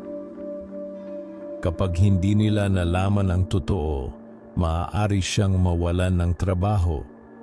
Mahigpit niyang hinawakan ang manibela. Hindi siya natatakot mawalan ng posisyon. Sanay siya sa hirap. Kaya niyang bumalik sa pamamasada kung kinakailangan. Ngunit ang hindi niya matanggap ay ang masira ang pangalan niyang buong buhay niyang iningatan. Pagdating niya sa bahay, tahimik lamang siyang umupo sa labas habang nakatitig sa lupa. Lumabas si Lina, dala ang isang baso ng tubig. "Mabigat na naman ang iniisip mo." Hindi agad sumagot si Mateo. Pagkaraan ng ilang sandali, mahina siyang nagsalita. "Parang kahit anong gawin ko, lalo lang lumalala." Umupo si Lina sa tabi niya. "Anong nangyari?" Ikinuwento ni Mateo ang pagkawala ng pera sa terminal. Tahimik na nakinig si Lina habang nakahawak sa kamay niya. At ngayon, iniisip nilang, "Ako ulit. Alam kong hindi ikaw, pero paano ko mapapatunayan?" Hindi agad sumagot si Lina.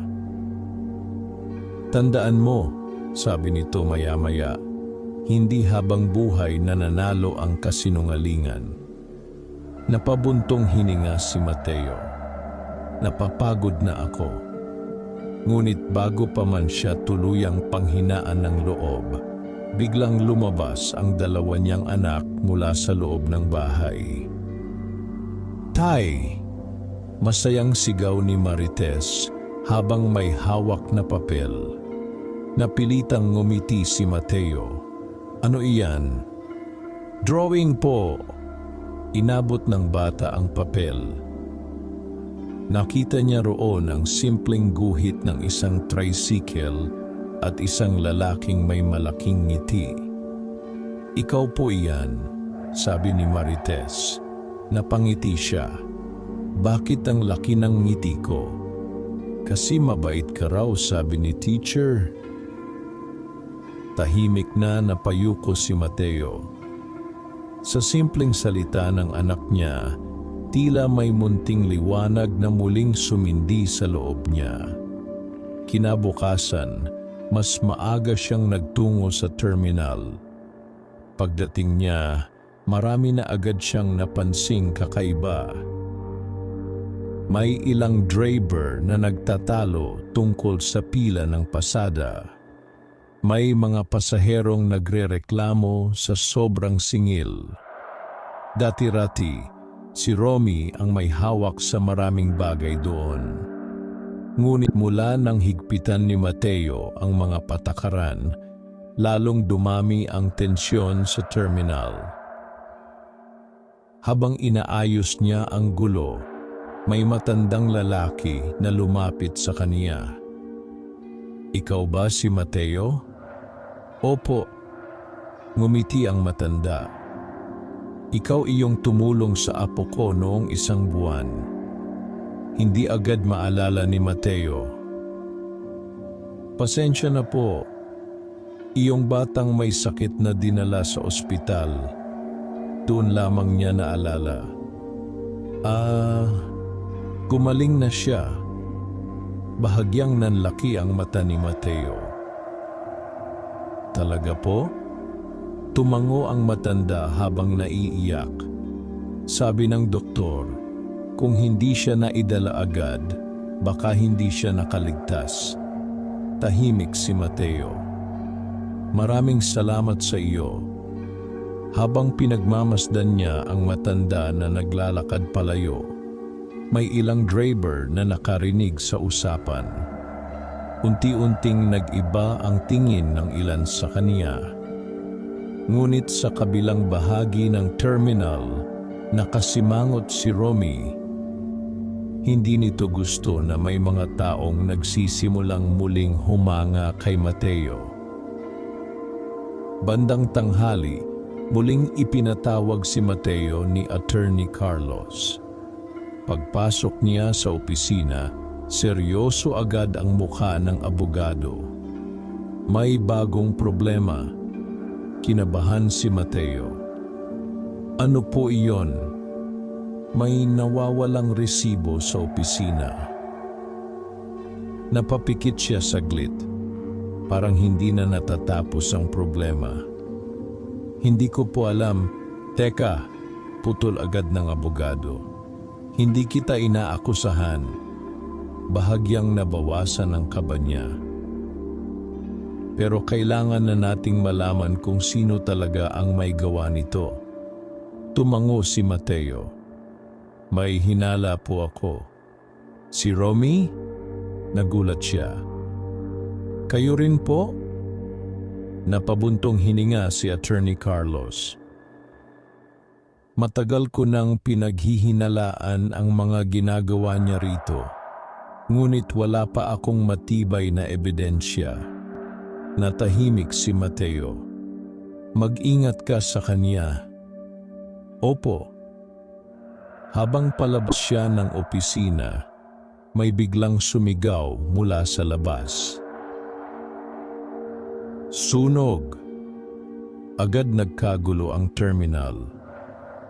Mabilis na tumakbo si Mateo palabas. Sa likod ng terminal, may maliit na tindahang nilalamon ng apoy. Umiiyak ang may-ari nitong babae habang pilit na kumukuha ng gamit. "Anak ko," sigaw nito. Nanlaki ang mata ni Mateo. "Ano?" "Nasa loob." Hindi na siya nag-isip. Agad siyang tumakbo papasok sa nasusunog na tindahan. "Mateo!" sigaw ng mga tao. Makapal ang usok sa loob at hirap siyang makahinga. "Nasaan ka?" sigaw niya. Maya-maya, narinig niya ang mahinang iyak ng bata mula sa sulok. Mabilis niya itong pinuntahan. Isang maliit na batang babae ang nanginginig habang nakasiksik sa ilalim ng mesa. Agad niya itong binuhat. "Ayos lang, lalabas tayo." Ngunit habang palabas sila, biglang bumagsak ang isang nasusunog na kahoy sa harapan nila. Napaatras si Mateo. Lumalaki na ang apoy. Mahigpit niyang niyakap ang bata habang naghahanap ng daan palabas. Sa labas, halos maiyak na ang ina ng bata. "Mateo!" Maya-maya, lumitaw si Mateo mula sa makapal na usok habang buhat ang bata. Nagpalakpakan at nagsigawan ang mga tao. Buhay sila! Agad yumakap ang ina sa anak niya habang umiiyak. Basang-basa ng pawis at uling si Mateo habang hinihingal. Lumapit si Attorney Carlos. "Baliw ka ba?" sabi nito, ngunit halatang may paghanga sa mukha. Ngumiti lamang si Mateo. "Hindi ko siya kayang pabayaan." Sa di kalayuan, tahimik na nakamasid si Romy. Habang nakikita niyang pinapalibutan ng paghanga ang lalaking gusto niyang pabagsakin, lalo lamang nagdidilim ang mukha niya. Kinagabihan, mabilis kumalat sa buong bayan ang ginawa ni Mateo. Muli na namang pinag-usapan ng mga tao ang kaniyang kabutihan. At sa unang pagkakataon, matapos ang maraming paratang laban sa kanya, may mga taong nagsimulang magsabi, "Baka nga hindi siya ang magnanakaw." Ngunit habang unti-unting bumabalik ang tiwala ng ilan kay Mateo, mas lalo namang lumalalim ang galit ni Romy. At sa puso nito, may mas mabigat na plano ng nabubuo.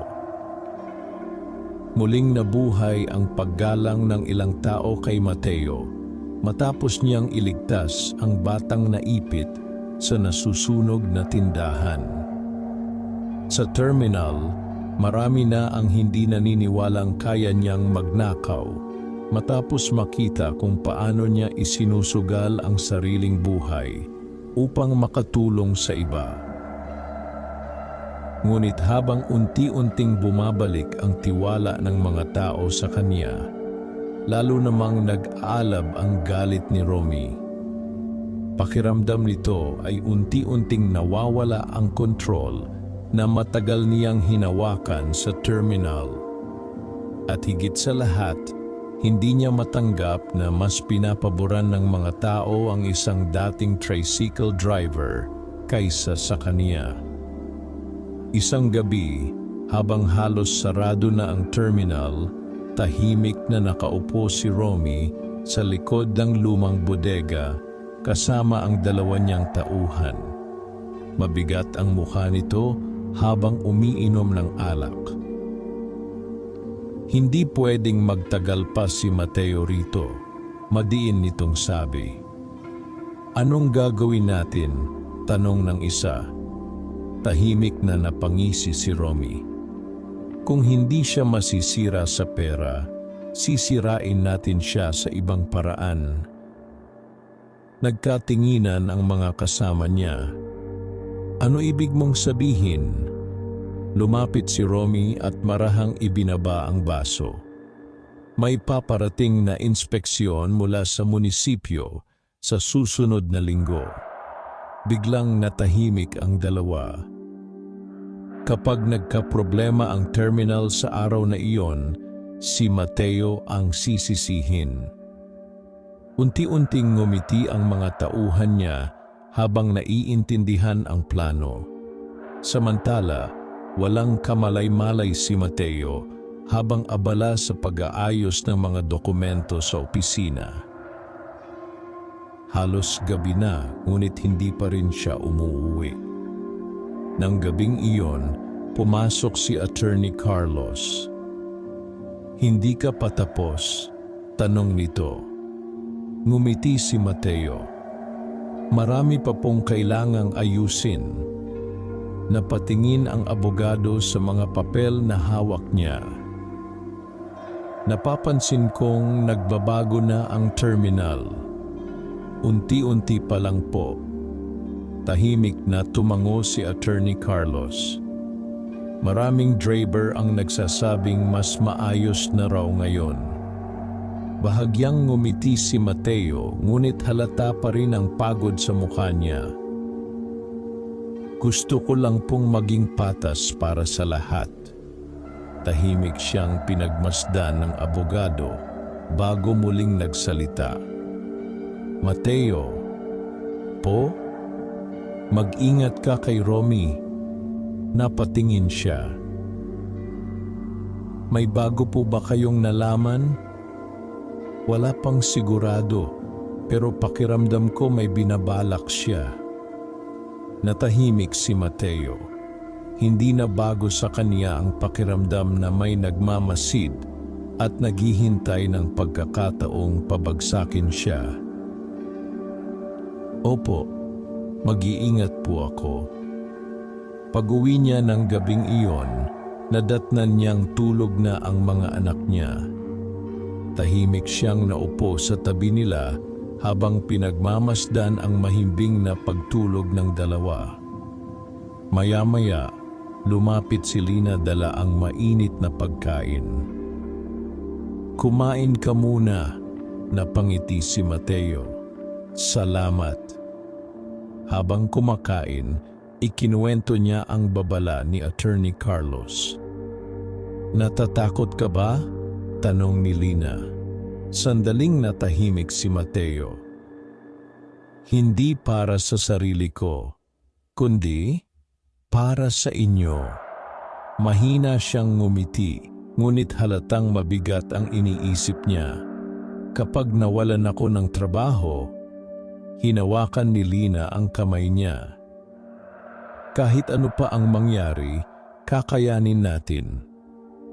Napayuko si Mateo. Sa kabila ng lahat ng problema, hindi pa rin nawawala ang tahimik na lakas na ibinibigay ng asawa niya. Kinabukasan, maagang dumating si Mateo sa terminal upang ihanda ang mga dokumentong kakailanganin para sa inspeksyon. Inisa-isa niya ang mga resibo, permit at listahan ng pasada. Ayaw niyang magkamali. Habang abala siya sa opisina, biglang may isang batang babae na sumilip sa pintuan. "Kuya Mateo?" Napalingon siya. Nakilala niya agad ang bata. "Ito iyong anak ng babaeng nasunugan ng tindahan." "Oh, bakit nandito ka?" Ngumiti ang bata habang may iniabot na maliit na supot. "Bigay po ni Mama." Binuksan ni Mateo ang supot. May lamang pandesal iyon at ilang pirasong saging. "Hindi na sana kayo nag-abala." Sabi po ni Mama, wala raw siyang maibabayad sa pagliligtas ninyo sa akin. Tahimik na napangiti si Mateo. "Sabihin mo salamat." Masayang tumango ang bata bago tumakbo palayo. Habang pinagmamasdan niya ito, biglang may nagsalita mula sa likuran. "Hindi ka talaga titigil sa pagtulong, ano?" Paglingon niya, nakita niya si Romy. Malamig ang tingin nito. Hindi naman masama tumulong, sagot ni Mateo. Depende. Napakunot noo siya. Anong ibig mong sabihin? Lumapit si Romy. Minsan ginagamit lang ng tao ang kabaitan para magmukhang mabuti. Tahimik lamang si Mateo. Kung may gusto kang sabihin, sabihin mo ng diretso. Ngumisi si Romy. Hindi na kailangan. Tumalikod na ito at naglakad palayo.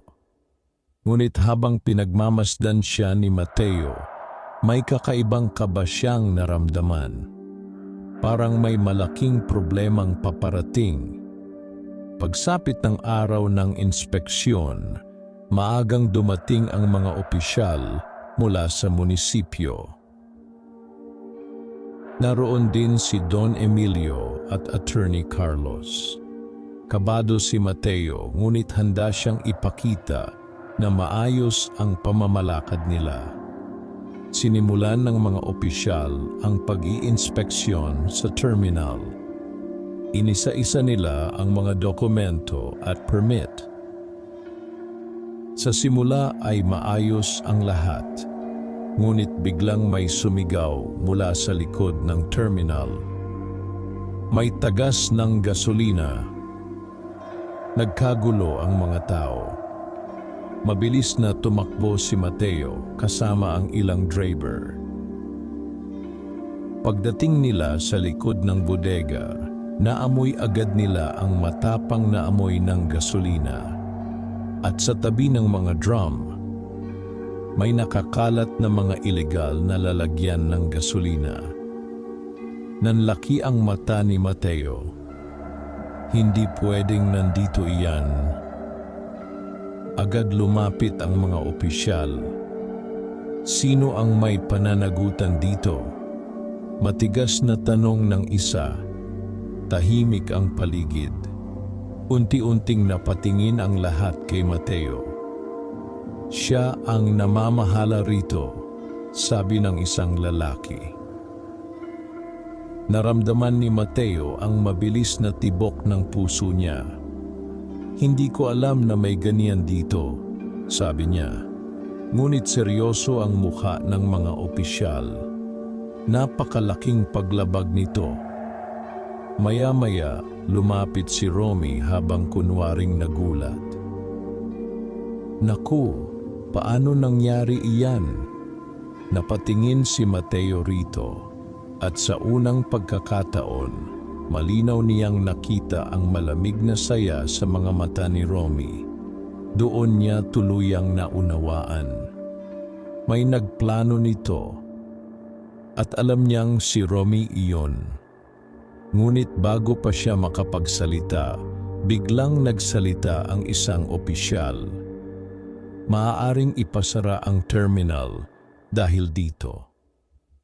Parang bumagsak ang buong mundo kay Mateo sa narinig niya. At habang nagkakagulo ang lahat, tahimik lamang na nakangiti si Romy sa di kalayuan. Parang huminto ang paghinga ni Mateo matapos marinig ang sinabi ng opisyal. Maaaring ipasara ang terminal dahil dito. Nagkatinginan ang mga driver habang unti-unting kumalat ang takot sa paligid. Ang terminal ang pangunahing hanap buhay ng marami sa kanila. Kapag ipinasara iyon, 12-dosenang pamilya ang maaapektuhan. Tahimik lamang si Mateo habang nakatitig sa mga drum ng ilegal na gasolina. Alam niyang may naglagay noon doon. At alam din niyang hindi aksidente ang lahat. Hindi po kami nagtatago ng ganyan dito, mariing sabi niya. Ngunit seryoso ang mukha ng mga opisyal. Bilang tagapamahala, responsibilidad mong malaman ang mga nangyayari sa terminal, sagot ng isa. Napayuko si Mateo. Wala siyang maipakitang patunay na wala siyang kinalaman. Maya-maya, lumapit si Don Emilio. Tahimik nitong pinagmasdan ang lugar bago tumingin kay Mateo. "May alam ka ba rito?" tanong nito. Diretsong tumingin si Mateo sa kaniya. "Wala po." Matagal siyang tinitigan ng matanda. Pagkatapos ay dahan-dahan itong tumango. "Naniniwala ako sa iyo." Bahagyang nabawasan ang bigat sa dibdib ni Mateo. Ngunit hindi pa rin nawawala ang problema. Lumapit si Attorney Carlos sa mga opisyal. "Bigyan ninyo kami ng panahon upang imbestigahan ito." Nag-usap-usap muna ang mga ito bago sumagot. "May 3 araw kayo," sabi ng pinununo nila. "Kapag wala kayong naipakitang paliwanag, ipapasara ang terminal." Muling nagkagulo ang paligid matapos marinig iyon. Pagkaalis ng mga opisyal, agad nagsimula ang sisihan. "Paano tayo ngayon? Mawawalan tayo ng pasada. Paano pamilya natin?" Tahimik na nakatayo si Mateo habang nakikinig sa galit at takot ng mga tao. May ilang driver na muling tumingin sa kaniya nang may pagdududa. At sa di kalayuan, tahimik na nakamasid si Romy. Kitang-kita sa mukha nito ang lihim na tuwa. Nang gabing iyon, halos hindi makausap si Mateo habang pauwi siya. Pagdating sa bahay, agad napansin ni Lina ang lungkot sa mukha niya. "Anong nangyari?" Mabigat niyang ikinuwento ang lahat. Napatakip sa bibig si Lina. "Ipapasara ang terminal? Kapag hindi namin nalaman kung sino ang may gawa." Tahimik na naupo si Mateo. "Alam kong si Romy iyon. May patunay ka ba?" Mahina siyang umiling. Napabuntong hininga si Lina. "Hindi ka pwedeng sumuko." "Paano kung hindi ko mapatunayan?" Lumapit si Lina at hinawakan ang balikat niya. "Kilalang kilala mo ang mga tao roon. May makakatulong sa iyo." Napaisip si Mateo. Tama si Lina. Hindi lahat sa terminal ay laban sa kanya. Kinabukasan, maaga siyang bumalik sa terminal. Pagdating niya, marami pa ring driver ang balisa. Ngunit may ilan na lumapit sa kanya. "Boss Mateo," sabi ng isang matandang driver, "alam naming hindi ikaw iyon."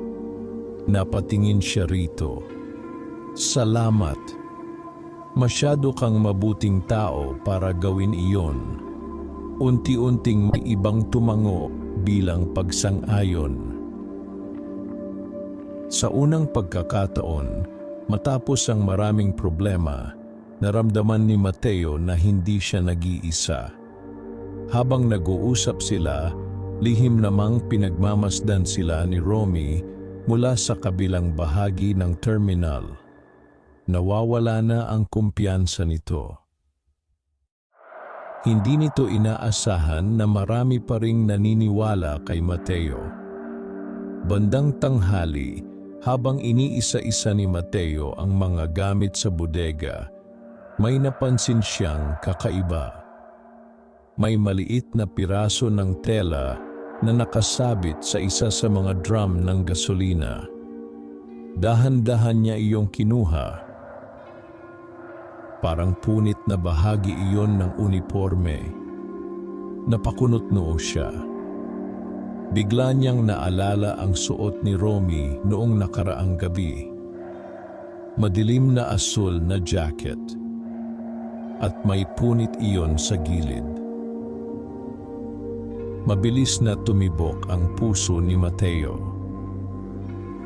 Posible kaya agad siyang nagtungo kay Attorney Carlos. Pagpasok niya sa opisina, agad niyang ipinakita ang tela. May nakita po ako. Maingat iyong tiningnan ng abogado. Saan mo nakuha? Sa bodega. Napaisip si Attorney Carlos. Hindi pa ito sapat na ebidensya, pero may punit na ganiyang kulay ang jacket ni Romy. Tahimik na tumayo ang abogado. Hanapin natin. Agad nilang tinungo ang locker area ng mga empleyado. Habang naglalakad sila, napansin ni Mateo na tila balisa si Romy. Anong problema? Tanong nito nang makita silang papalapit. Nasaan jacket mo? Diretsong tanong ni Attorney Carlos. Bahagyang natigilan si Romy. Bakit? Ipakita mo. Halatang naiilang ito, ngunit dahan-dahan nitong kinuha ang jacket mula sa locker. At doon nakita ni Mateo ang kaparehong punit sa gilid.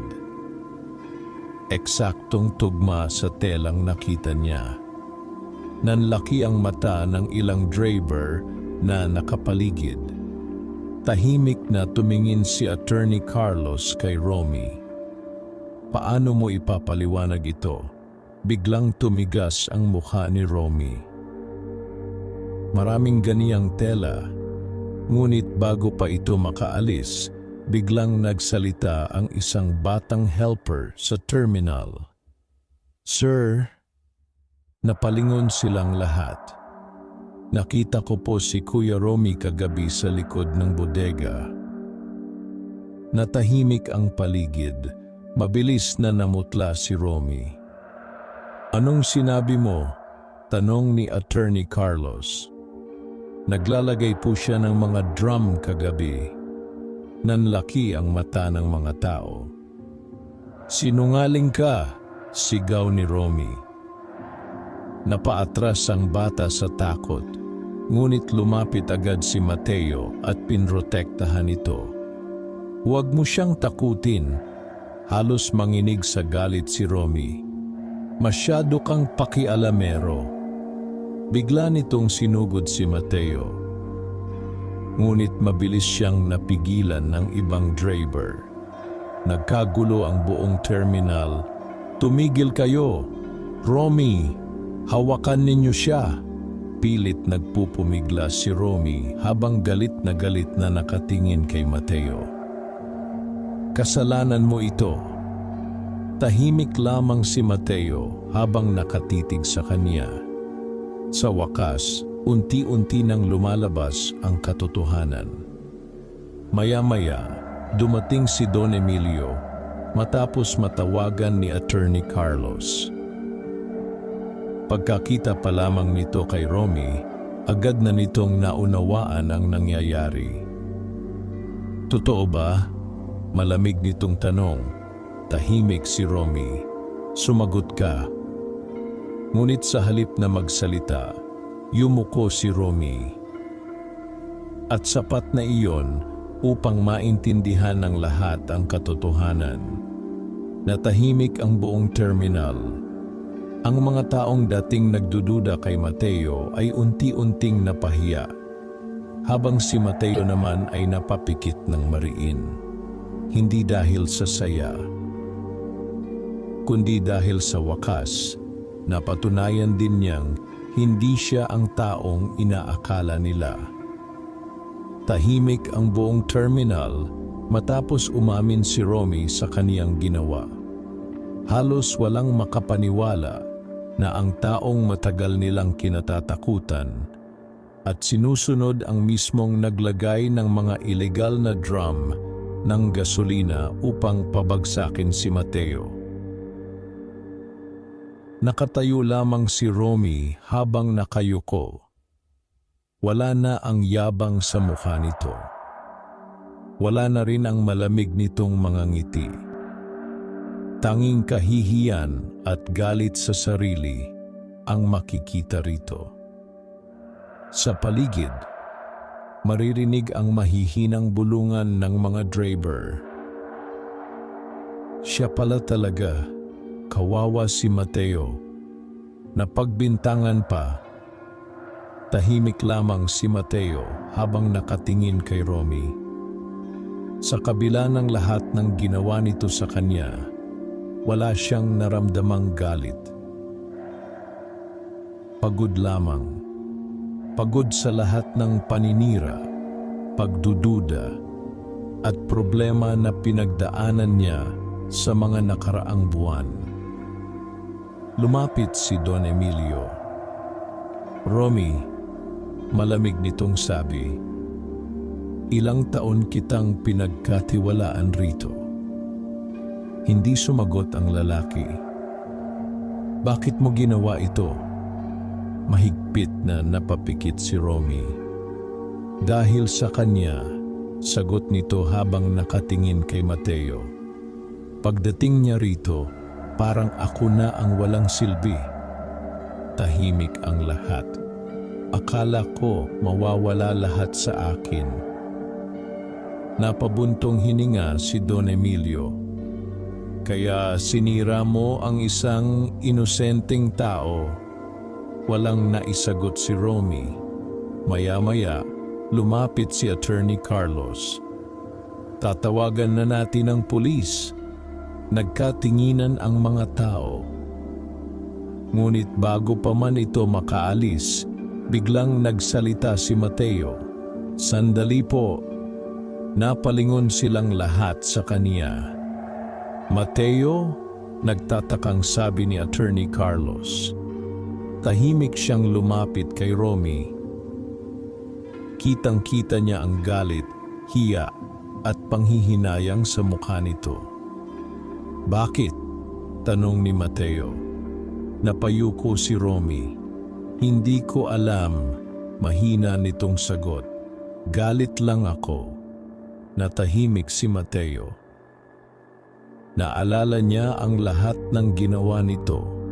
Ang perang itinanim sa bag niya, ang mga kasinungalingan, at ang muntik ng pagkawala ng trabaho niya. Ngunit sa kabila ng lahat, iba ang naramdaman niya habang nakatingin sa taong kaharap. Hindi galit, kundi awa.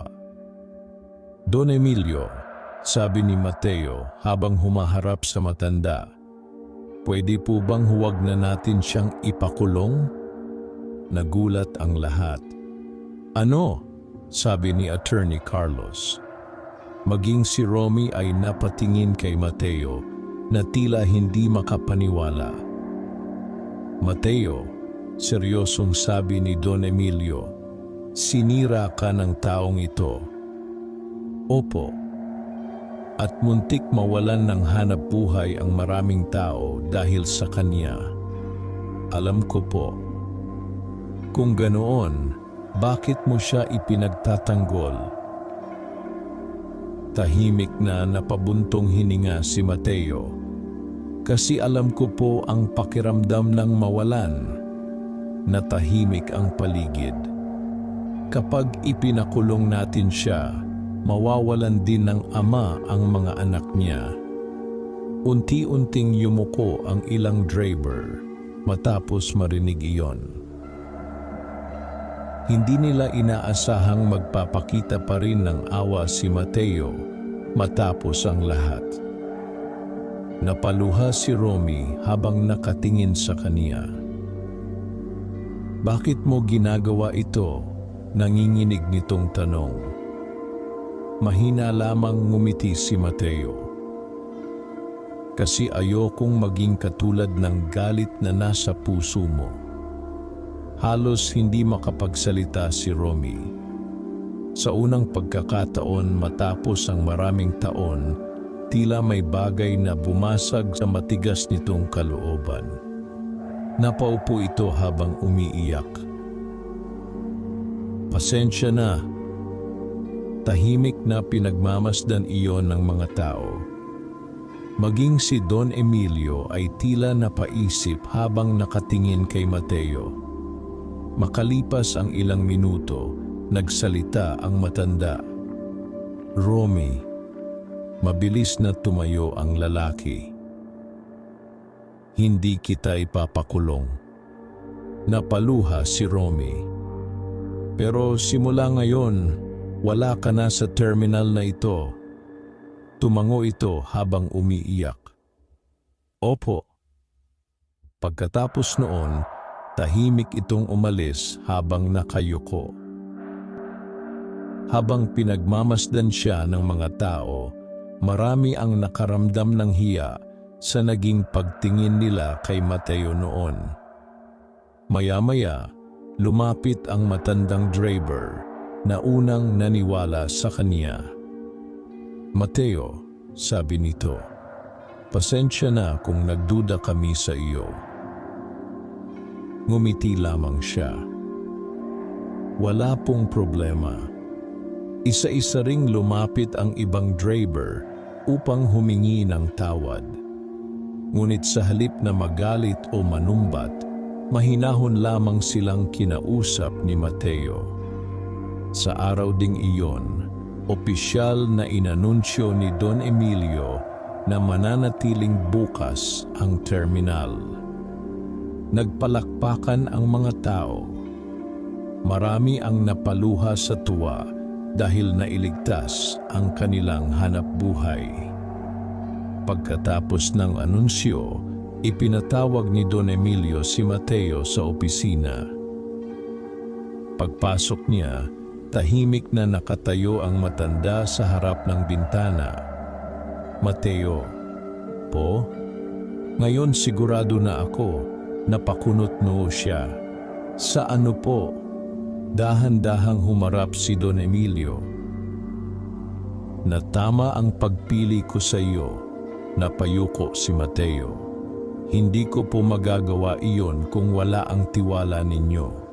Ngumiti ang matanda. "Marami akong nakilalang matatalino at mayayamang tao.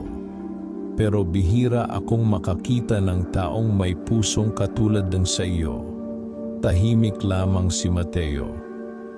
"Kaya simula ngayon," patuloy ni Don Emilio, "gusto kong ikaw na ang mamahala sa lahat ng terminal ko sa buong bayan." Nanlaki ang mata niya. "Po, tama ang narinig mo." Hindi agad nakapagsalita si Mateo. Parang napakalayo ng narating niya mula sa pagiging simpleng tricycle driver. Ngunit sa kabila ng bagong posisyon, hindi nagbago ang laman ng puso niya. Pag-uwi niya ng gabing iyon, masayang sinalubong siya ni Lina at ng mga anak niya. "Ano po sabi ni Don Emilio?" Excited na tanong ni Noel. Napangiti si Mateo.